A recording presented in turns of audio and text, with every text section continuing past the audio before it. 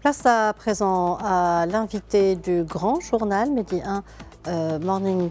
Israël et le Hamas palestinien s'accusent mutuellement d'avoir fait échouer la signature de l'accord de cessez-le-feu attendu ces derniers jours pour faire le point sur les derniers développements. Nous sommes en direct avec Mohamed Rajaï Barakat, expert en relations internationales. Bonjour Mohamed Rajaï Barakat et merci d'être avec nous.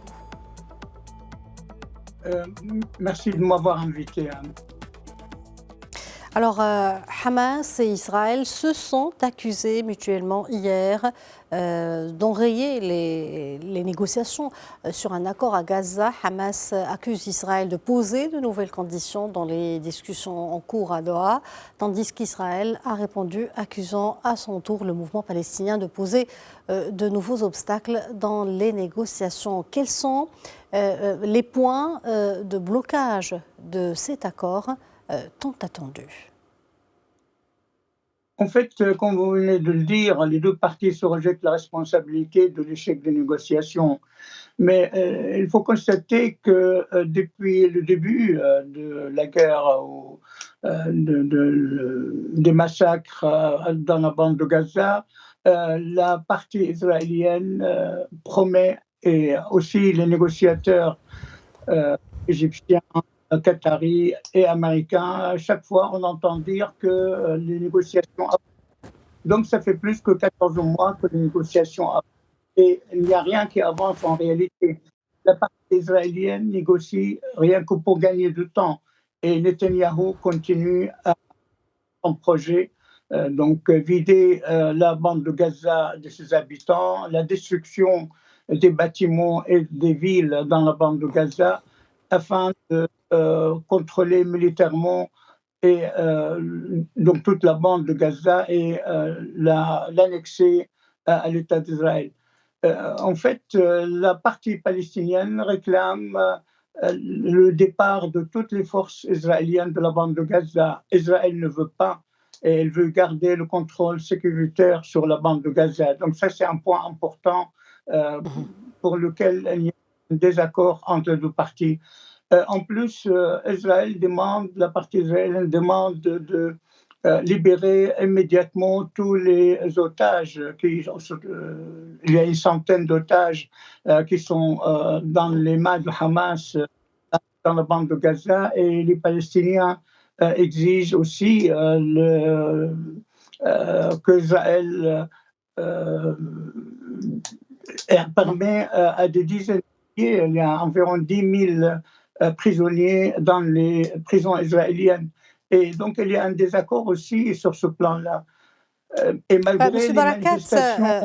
Le principal point de blocage porte sur le caractère permanent ou non du cessez-le-feu et essentiellement la gouvernance de la bande de Gaza après la guerre. Ce deuxième point refait surface face au refus d'Israël qui s'oppose à ce que le mouvement palestinien puisse à nouveau diriger Gaza. Qu'en pensez-vous ?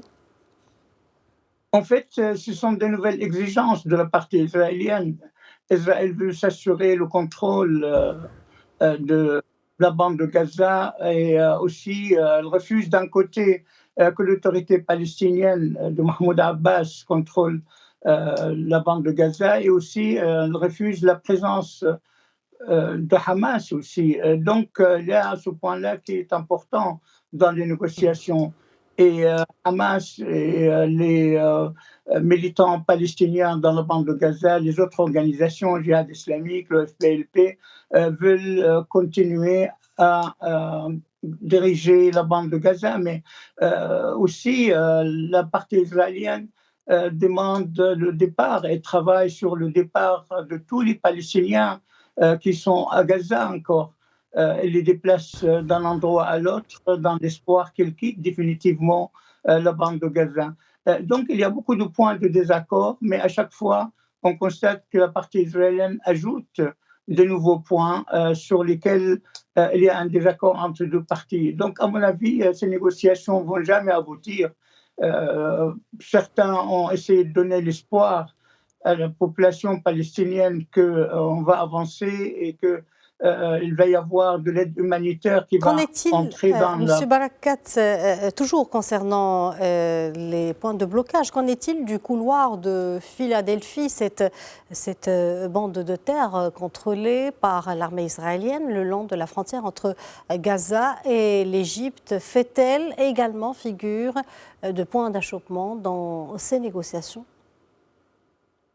En fait, Israël refuse de céder à ce couloir qu'elle a occupé. Et donc, la partie palestinienne et l'Égypte aussi est concernée par ce couloir, hein. Et les Palestiniens demandent l'ouverture de tous les points de passage afin de faire entrer l'aide humanitaire. Mais il y a un contrôle très strict de la part des Israéliens sur les produits et l'aide humanitaire. Le nord de la bande de Gaza est privé de l'eau, de l'électricité, de la nourriture. Et l'armée israélienne continue à bombarder et à assassiner. Comme vous l'avez dit aux informations ce matin, il y a eu 5 journalistes qui étaient assassinés, qui étaient tués par l'armée israélienne. Et tous les jours, une cinquantaine de martyrs palestiniens tombent dans la bande de Gaza, au moins une cinquantaine par jour. Et donc, les négociations vont continuer, mais c'est sans un objectif, sans aucune sortie valable et acceptable pour les Palestiniens. Et comme je l'ai dit au début, Israël négocie pour gagner de temps. Et on voit bien avec ce qui se passe dans les pays à côté, en Syrie, au Liban, et maintenant la Jordanie qui est visée aussi par les déclarations des responsables israéliens, notamment Smotrich et le ministre israélien et d'autres. Donc, à mon avis, l'objectif final de la partie israélienne, c'est de s'agrandir. Et en attendant l'arrivée du prochain président américain, Donald Trump, qui a déclaré qu'Israël est un petit pays et il doit s'agrandir. Et dès qu'il va devenir président, donc le 20 janvier prochain, il va travailler avec Benjamin Netanyahou à réaliser le projet dans la région. Monsieur Barakat, autant l'enthousiasme était de mise ces derniers jours, on pensait être sur le point de conclure un accord, mais ces dernières heures, les positions semblent s'éloigner. Les perspectives de ce cessez-le-feu demeurent-elles incertaines ou même impossibles? Qu'en pensez-vous? Mais ça fait 10 mois, ou même plus, qu'on nous promet qu'il va y avoir un cessez-le-feu, et même momentané pendant quelques jours, et la partie israélienne ne veut pas. Donc la guerre continue, elle continue à bombarder et à brûler les Palestiniens qui vivent dans les tentes. Et je crois que tous les médias ont transmis ces images en direct. Et donc, pour moi personnellement, je trouve qu'il n'y a aucun espoir pour qu'il y ait un cessez-le-feu valable, et que pour que cette guerre, cet anéantissement, ce génocide du peuple palestinien à Gaza s'arrête. Alors, pendant ce temps, une chaîne palestinienne, un média palestinien a annoncé hier à l'aube la mort de 5 journalistes, en plus du ministère de la Santé de la bande de Gaza qui a annoncé ce mercredi qu'au moins 23 personnes avaient été tuées au cours des dernières 24 heures dans ce territoire palestinien. Cela porte le bilan total à 45 361 morts. Un commentaire sur ce nouveau bilan. En fait, on parle de 45 000 ou plus de martyrs qui sont tombés dans la bande de Gaza. Et sans compter les personnes qui sont toujours dans les maisons, sous les bombes, ou des maisons qu'on n'arrive pas à sortir leurs corps. À mon avis, au moins, il y a 10, certains parlent de 20 000 Palestiniens, autres qu'on ne sait pas sortir leurs corps des maisons détruites.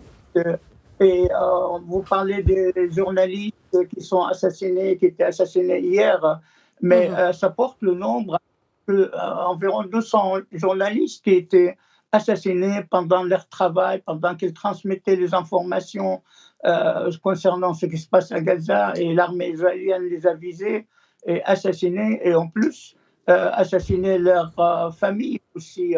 Il y avait plusieurs cas de ce genre-là.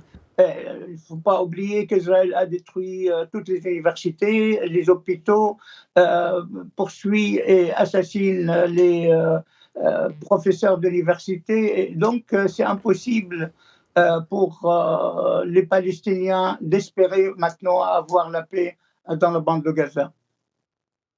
Monsieur Mohamed Rajaï Barakat, je vous remercie d'avoir répondu à nos questions. Merci pour toutes ces précisions. Je rappelle que vous êtes expert en relations internationales.